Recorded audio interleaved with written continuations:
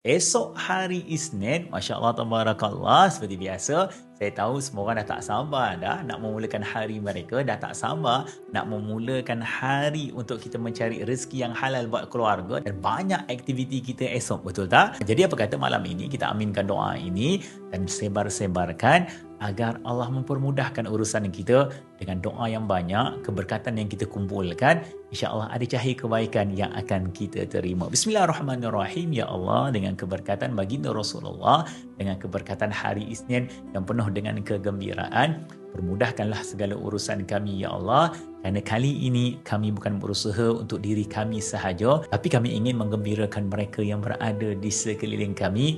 Luaskan rezeki kami, datangkan rezeki yang halal dan terbaik kepada kami. Tolong sihatkan kami, ya Allah.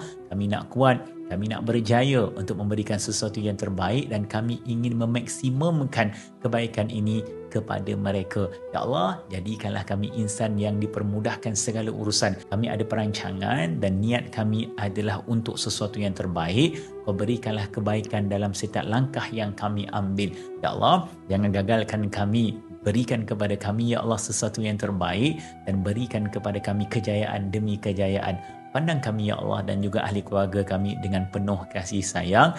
Berikan kekuatan kepada kami dengan kekuatan la haula wa la quwata illa billahil aliyyil azim. Jadikan kerja kami ini sebagai satu ibadah terbaik untuk kami persembahkan kepada Engkau. Terima setiap lelah kami ini sebagai kebajikan untuk kami menghias mahligai kami di syurga kelak. Rabbana atina fid dunya hasanah wa fil akhirati hasanah wa qina azabannar. Amin amin ya rabbal alamin.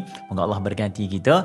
Jom dengan nama Allah, dengan Bismillahirrahmanirrahim, kita mula melangkah untuk minggu yang terbaik buat kita bersama. Moga Allah mudahkan segala urusan. Alhamdulillah. Jom berterima kasih kepada Allah.